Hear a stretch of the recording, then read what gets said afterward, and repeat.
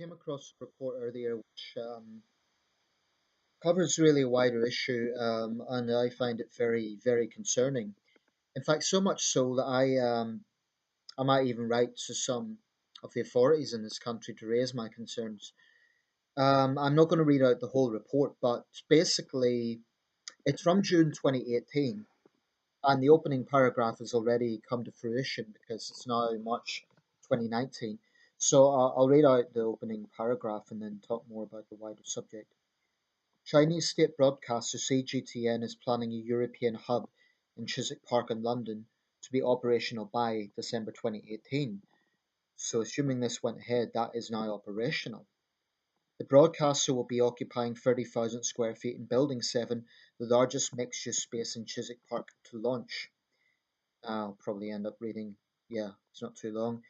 The state broadcaster has embarked on a recruitment drive with a launch workforce of journalists, news anchors, presenters, and producers.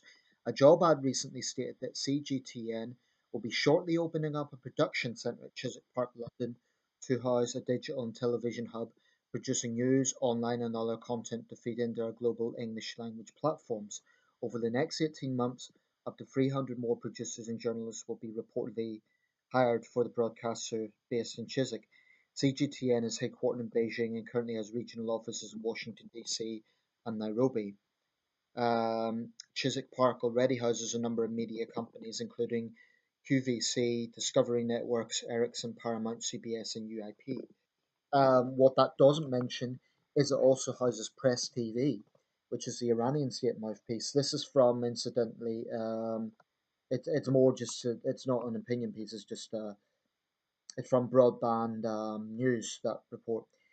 I saw a more in-depth report in the London Times.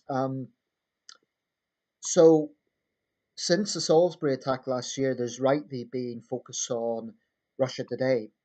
They like to go by the name RT these days to try and hide their real agenda. But I've made no secret of my contempt for RT and what it stands for. CGTN is more subtle. They're not as overtly nationalistic, but make no mistake about it, it's part of the Chinese government. I mean, like I said with Huawei, which has to answer to the Chinese government, it's the same thing with the state broadcaster. What CGTN says is the official opinion of the Chinese Communist Party. Um, and they've always played it quite careful on their English language networks. They've never been overtly anti-Western. On their English language networks, that is. They've always been fairly diplomatic, a lot more diplomatic than RT. So it's kind of went under the radar a little bit, but I don't trust it for a second. Um, and I feel this is just another example of the Chinese state trying underhand tactics to get into Western society, to try and infiltrate Western society with their agenda, which is promoting Communist Party propaganda. I mean, this is something that's being noticed in um, some Commonwealth countries in Australia and New Zealand. Um, Beijing's been playing this game for a long time, where they try to stoke up the diaspora abroad, and it's very obvious. Now, some people might, say, "Oh, I'm reading too much into it," and they've chosen this location because it's relatively cheap rents, apparently. But my concern is that our tolerance as a nation, our values of freedom of expression and so on, are basically being used against us by authoritarian states. And it isn't just China and Russia. Press TV is the mouthpiece of the Iranian regime. It's vociferously anti Western. There's a Saudi media outlet there.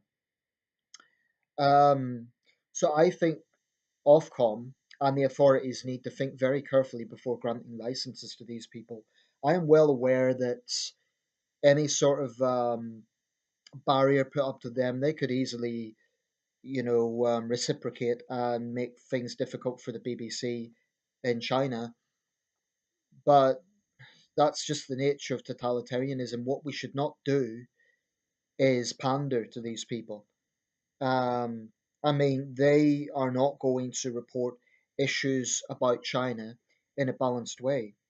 It's going to be praise of Emperor Xi. Um, I mean, the disturbing thing about CGTN, this is a network that has carried live confessions, has aired confessions of people accused of threatening state security and others. And one of those who was warned about this was it was in the Times report. I don't have that handy right now, but he has warned the British authorities to be very careful about this. And I urge any British journalists, think very, very carefully before you sign up to the likes of CGTN. You know, if you have integrity as a journalist, put your conscience before your ambitions, because you're not going to be able to be objective on issues regarding China. You know, it's going to be blind praise is the only narrative that's allowed, or at least there will be absolutely no scope, no avenue whatsoever for any critical coverage whatsoever about anything happening in China. There will be zero coverage about what's going on in Xinjiang. There will be zero coverage of this scheme to monitor every Chinese citizen with a point system, which is yet another example of the erosion of civil liberty. Not that there was much to begin with, but the erosion of civil liberty, particularly under this president. And we should not be giving them a platform when dissidents in China are not only not allowed a voice, they're actively persecuted. So I don't see why we should be giving them a platform when they don't, to voice their propaganda, when they don't allow any dissenting views within China. And of course, they'll whinge about it, let's say, oh, it's Western hypocrisy and all the rest of it. But frankly, we've come to expect that. The Chinese state loves to play the victim. They love to whinge about, and when it's directed at them, they always distort it as you're hurting the feelings of the Chinese people. They try to present themselves as being the Chinese people, but one nasty authoritarian regime doesn't represent 1.4 billion people. They might control 1.4 billion people, but they should not be allowed to be the representatives of 1.4 billion people. Yes, it's the government of China, I get that, but I don't think we should give them a platform. That's my feeling about it. Because they have shown absolutely no sign whatsoever as representatives of the Chinese state of any attempt to be independent journalists. I raised this point a few years ago on Xinhua on their Facebook forum, and that's ironic, isn't it? Xinhua and CGTN have Facebook pages. Facebook's banned in China. So that's just ironic that they're using the very website that their masters block to further the propaganda of those masters. That's just an example of how the West is being used by these people, and I don't think we should give them the platform. Sure, they can cry and shout hypocrisy. Let them. We need to get assertive. We can get the upper hand, simply refuse a license. Yes, there might be reprisals against the BBC, but I think for a long time the West has kind of had this gamble. Okay, well, if we kind of play along with China, if we let's be diplomatic. Let's give them what they want. Let's go down that approach, and maybe that will encourage them to reform. That theory has sadly been mistaken because the Communist Party of China simply cannot be trusted. The only value they have is power. That's it. That is the only value they care about. So I don't trust the GTN. It's a mouthpiece of one of the world's cruelest regimes, and I don't think we should give them a platform. And I really think British journalists should think carefully about before selling themselves to this. Like I say, it's not as openly vocal as RT, but ultimately, I mean, certainly their Chinese language versions on state media, not necessarily CGTN, but other networks are very vocally anti-West. Well, actually, CGTN, I'd, I can't overlook the Konglin Nin incident when one of their journalists stood up in Birmingham, rudely heckled a speaker at a Hong Kong Liberty Forum, and got arrested.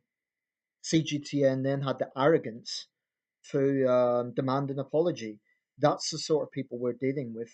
They don't respect the host nation. They don't deserve to be here. They don't deserve to be here. And frankly, we need to stop being so weak. We should withdraw their We should have withdrew their license after that incident.